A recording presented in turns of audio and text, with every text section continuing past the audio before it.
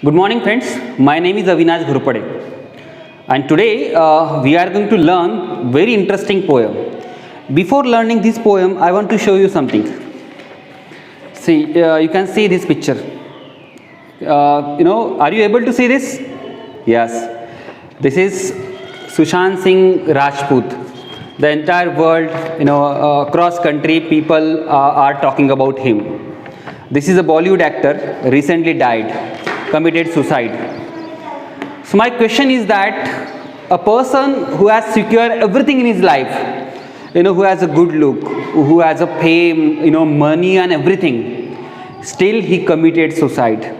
The questions, there are numerous questions in the people's mind now. Why did he commit suicide? And nobody, has answers of this question. So my today's topic is quite interesting. Even though you have money, you have a fame, you have a look, you have everything, every glamorous things, you have. Still, the people like Sushant Singh Rajput committed suicide. And then the problem arises, why do people suicide? If money matters a lot in the human being's life, so why do people commit suicide? अगर पैसा ही सब कुछ हमारे life में है तो लोग suicide क्यों करते हैं? तो एक अलग सा एस्पेक्ट हमारे लाइफ को डिफाइन करने वाला आ गया है, और वही सब इंडिया में शुरू है अभी कि सुसाइड क्यों कमिट की गई इतना पैसा होने के बाद भी. पैसा is very important thing. So today's poem is money. This poem is for 12th standard and the writer is William Henry Davis. और विलियम हेनरी डेविस हमें ये बात या इस पोएम से बताने की कोशिश कर रहे हैं कि money is not everything, there is a world beyond money. तो वही चीज़ें हम इस पोएम में समझने की कोशिश करेंगे. हाँ, लेकिन no doubt money is not everything in life, but money is something. Money भी है.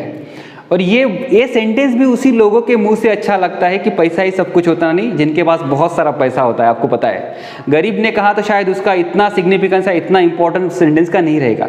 तो ये सभी चीज़ें हम इस पोएम में आज हम पढ़ने जा रहे हैं.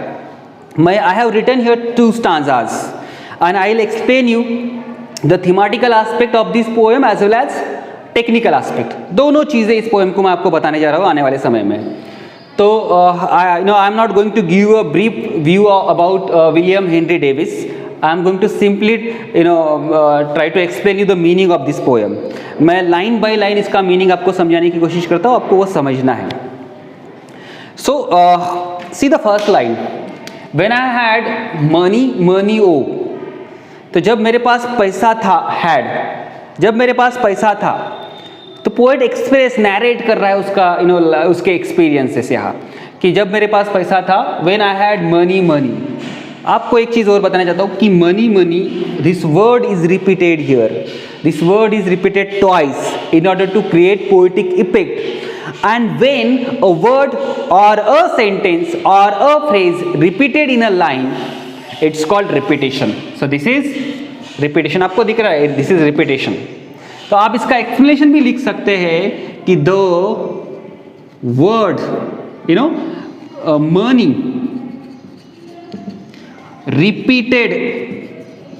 repeated here for poetic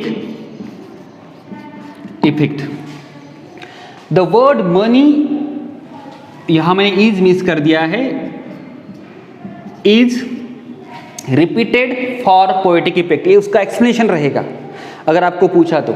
you can easily identify this is repetition because the word is repeated over here. Repetition spelling यहाँ रिपीटेशन का और इसका रिपीटेशन में फर्क है, ये रिपीटेड है.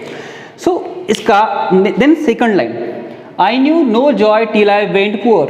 मुझे पता है कि मुझे कुछ जॉय नहीं मिला, मुझे खुशी नहीं मिला, टिल आई वेंट पुअर, जब तक मैं पुअर नहीं हुआ, मतलब मैं गरीब नहीं हुआ तब तक. तो गरीब होने के बाद रियल प्लीजर मिलता है क्या, या हैप्पीनेस मिलती है क्या, ये भी एक क्वेश्चन है.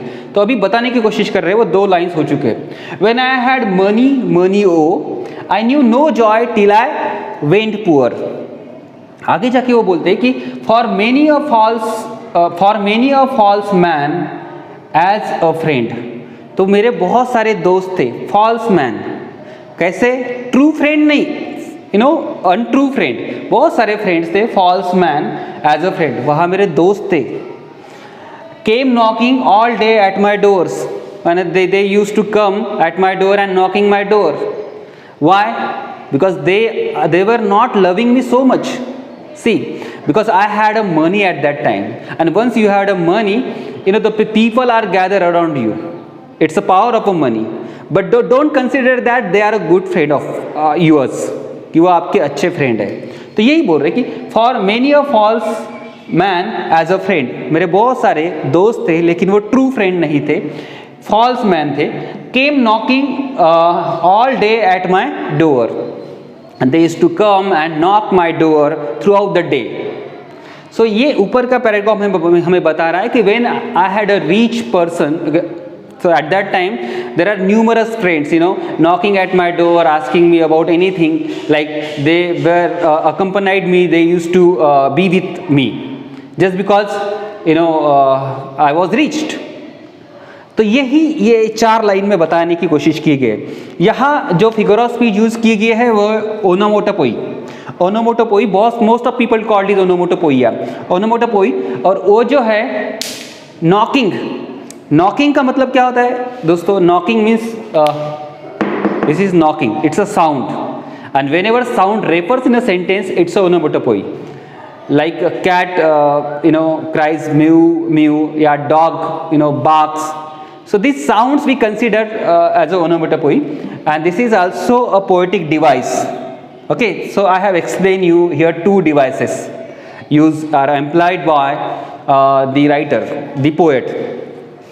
I have also written here the difficult meaning, you can see. Now coming to the next stanza, see, am I visible to you? मैं दिख रहा हूँ आपको? Okay, see the next stanza. Are you able to read this? Then I failed, मैं इस side में हो जाता हूँ। See, then I failed, I like a child that holds a trumpet that he must not blow. This is very very important stanza in order to understand how the wealthy people thinks, or how the wealthy people behave. Then I failed, I like a child that holds a trumpet that he must not blow. मुझे बाद में लगा कि यहाँ एक sentence देख लीजिए आप, यहाँ दिख रहा है आपको। Then I failed, I like a child that holds a trumpet that he must not blow. तो ये ऊपर का सेंटेंस जब मैं पढ़ता हूँ तो it seems grammatically incorrect. Obviously this is grammatically incorrect, तो this is not a proper sequence of a word. The proper sequence of a word should be, वो इस तरह से हो सकता है, then I failed I like a child that holds, I failed, ये जो फेल्ड यहाँ दिया गया है ना, this failed should be here after I, this must be, this should be the proper grammatical construction. But क्या हमारे जो पोएट है उनको ग्रामर आता नहीं था? That is not the case. Poet टूक here poetic liberty. What is poetic liberty? They can poet can employ so many figure of speech in his poem. So inversion is one of them. ये inversion एक figure of speech है। Inversion का मतलब होता है poet can exchange word here and there. Okay? तो उसको poetic liberty बोलते हैं। तो inversion का मतलब होता है, इसकी proper construction ऐसी है, I felt like a child, लेकिन felt पहले ले लिया इन्होंने, तो ये इन्वर्शन है, because this is not the proper order, and the proper order of this sentence must be then I failed like a child. तो ये फेल्ड लाइक के बाद आएगा, ये आप समझ चुके होंगे, दिस इज कॉल्ड इन्वर्शन। ये एक नई फिगर ऑफ स्पीच है। इसका थीमेटिकल एस्पेक्ट देखते हैं, मीनिंग देखते हैं। Then I failed I like a child that holds a trumpet that he must not blow. Trumpet आपके लिए एक नया वर्ड होगा, I will show you the picture. Dear friend, this is trumpet. Trumpet it's an instrument. आपने बहुत बार शादी में देखे होंगे इस तरह के इंस्ट्रूमेंट, उसका मीनिंग इस साइड में लिखा हुआ है। तो मुझे लगता है कि मैं उस वक्त क्या था, एक चाइल्ड था और मेरे पास इस तरह का ट्रम्पेट था, ये ट्रम्पेट जो है, लेकिन दैट होल्ड्स इस तरह से, लेकिन मैं that he must not blow, लेकिन मैं उसको ब्लो नहीं कर पाता था। ब्लो का मतलब I could not play that instrument. तो मीनिंग भी समझ में आती है, तो उसका लिटरल मीनिंग हो चुका है। नीचे उसका मतलब दिया गया है कि मैं उसको ब्लो क्यों नहीं कर पाता था, जो ट्रम्पेट मेरे पास था। Because a man is death, क्योंकि आदमी मर चुका है, ऐसे थोड़ी होता है। यहाँ डेथ का मतलब है freedom, because a man has no freedom, man has no freedom, death का मतलब यहाँ फ्रीडम दिया गया है। और उसके बाद वो बोलते हैं poet, I dared not speak to let this false word know, और मैं आई डेयर्ड नॉट, मैंने हिम्मत नहीं की, किस चीज़ की, टू स्पीक, बोलने की, to let this false word know, ये जो झूठी दुनिया है उनको ये बताने की हिम्मत नहीं की मैंने कि जो वर्ल्ड है, द एंटायर वर्ल्ड, वो फ्री नहीं है, उनके पास फ्रीडम नहीं है। Those who have a money, lots of money, those who are very rich, they don't have a freedom. तो ये ऊपर के सेंटेंस का मीनिंग अभी बताने की कोशिश करता हूँ। Those have a trumpet, they could not play it, वो बजा नहीं सकते उसको, they have only all these things in their hand, but they don't have a freedom to blow that trumpet, वो बजा नहीं सकते। मतलब इन अनदर वर्ड हम ऐसे बोल सकते हैं कि those people who have all the luxurious things, you know, but they can not take a comfort out of it, वो उससे वो कंफर्ट नहीं ले सकते। शायद किसी गरीब के पास कुछ चीज़ें हो तो उसको इंजॉय कर पाता है, लेकिन रिच पीपल उसको इंजॉय नहीं कर पाता। यही सेंस में यहाँ ट्रम्पेट को यूज़ किया गया है। Trumpet is an instrument over here, but we can say that it's a equipment for rich people, richer people. तो इस तरह से ट्रम्पेट को यूज़ किया गया है। उनके पास है लेकिन वो बजा नहीं सकते। रीज़न दिया गया है क्योंकि उनके पास फ्रीडम नहीं है। मैन इज़ डेड, मैन मर गए, उनके पास फ्रीडम नहीं है। अगर फ्रीडम नहीं तो वो बजाएंगे नहीं। और मैं हिम्मत नहीं कर पा रहा हूँ, I dare not speak to let this false word know, और ये झूठी दुनिया को मैं बताने की हिम्मत नहीं कर रहा हूँ।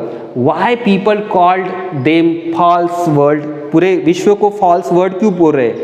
Because I have already given you a recent example of Sushant Singh Rajput, a person who is possessing all the glamour, all the fame and money and everything, still recently he has committed suicide.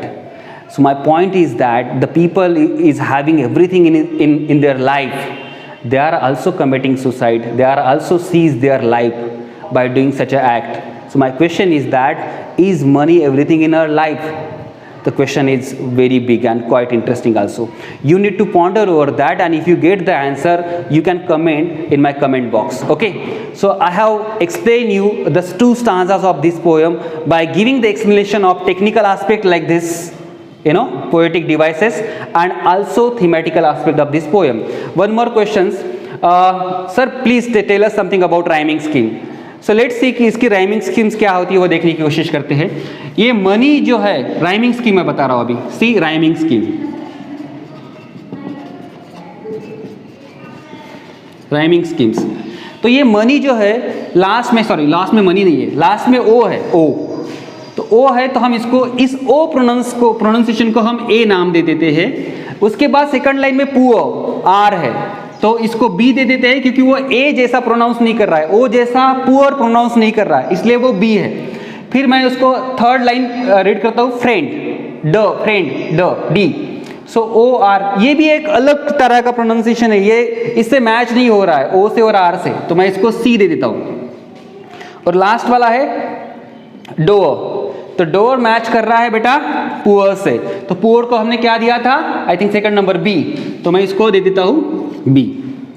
मतलब पहले stanza का rhyming scheme क्या है, ए B सी D. क्या है rhyming scheme, A B C B, ये same है B, okay, B because यहाँ पुअर है, यहाँ डोअर है, तो ये बी पुअर के लिए है शायद, हाँ यस, और ये है डोअर के लिए। तो I think you got my point. तो आप सेकंड स्टांजा का राइमिंग स्कीम आप खुद निकाल लीजिए। How should we write rhyming scheme और identify rhyming scheme of each stanza, मैंने अभी एक्सप्लेन करके बताया आपको, उसी तरह से उसकी राइमिंग स्कीम आपको निकालनी है। So this is the end of my two stanzas. We will see also remaining stanzas very soon. If you have any query, you can ask me on my personal account, as I already given you every time. So this is my personal account, so you can also message me or call me. I'll solve your queries. Thank you so much.